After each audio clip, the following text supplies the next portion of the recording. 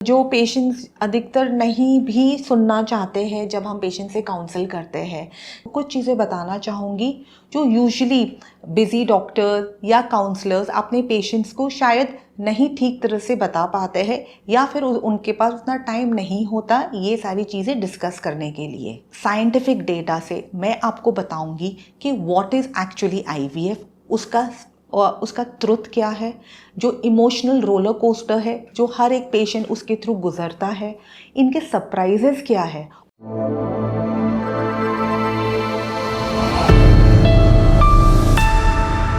मैं हूँ डॉक्टर भावना बांगा।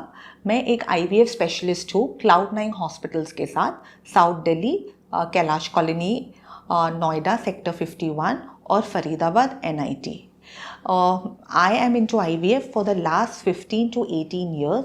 मैं एक डेडिकेटेड फर्टिलिटी स्पेशलिस्ट हूँ और हम इन्हीं पेशेंट्स के साथ डील कर रहे हैं पिछले इतने सालों से। जैसे कि हाँ, हमारे पास एक पेशेंट आया जिसकी उम्र थी 42 इयर्स। इनका AMH बहुत कम था, 0.1। उनके फॉलिकल्स बने हैं अल्ट्रासाउंड में सिर्फ एक, क्योंकि उनकी उम्र के हिसाब से हम इंजेक्शन्स देने के बाद सिर्फ एक ही फॉलिकल बना है। आपको ये चीज़ समझनी है कि फॉलिकल मतलब एक पानी का गुब्बारा, उसके अंदर एक एग होता है जो ह्यूमन आई को नहीं दिखता है। ये हमें तभी पता लगता है जब हम एग को बाहर योनि मार्ग के थ्रू एग कलेक्शन प्रोसेस करते हैं। तो एक IVF साइकिल में जैसे जैसे उम्र बढ़ती जाती है ये पानी के गुब्बारे या फिर फॉलिकल्स खाली भी हो सकते हैं, या फिर वो अगर एग है, एग की मात्रा कम है तो ये कभी शुक्राणु के साथ फर्टिलाइज नहीं भी होते हैं। अगर फर्टिलाइज हो गए तो एम्ब्रियो नहीं भी बनते हैं अच्छी क्वालिटी के, और हम फ्रीजिंग के लिए एम्ब्रियोज नहीं भी बन सकते हैं।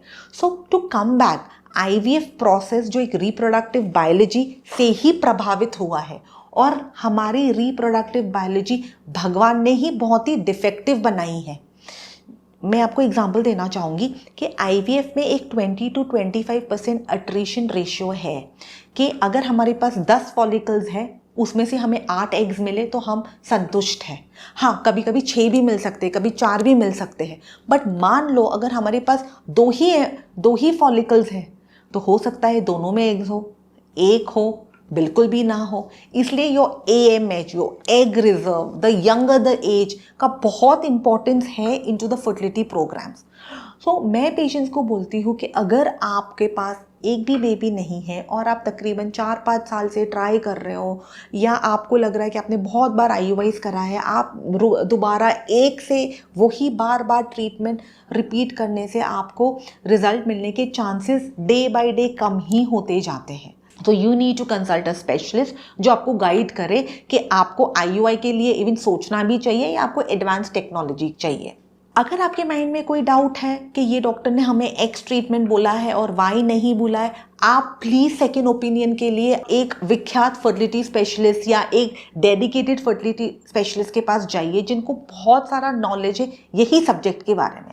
आप वो डॉक्टर को के पास जाने से बजाय कि जो सब कुछ करते हैं ना, डिलीवरीज भी करते हैं, लैप्रोस्कोपीज भी करते हैं, IVF भी करते हैं, मुझे कहीं ना कहीं मेरे एक्सपीरियंस से लगता है एक ह्यूमन माइंड तो एक ही है ना कहीं एक ब्लॉकेज भी होता है सोचने के लिए। एक डेडिकेटेड फर्टिलिटी स्पेशलिस्ट सालों से एक ही काम के बारे में सोच रहा है, एक ही बारे में साइंटिफिक रिसर्च पढ़ रहा है, तो उनका देखने का नज़रिया can be very different from a doctor who is not a specialist into that subject. Emotional और फाइनेंशियल कॉस्ट के बारे में हमें ध्यान रखना है।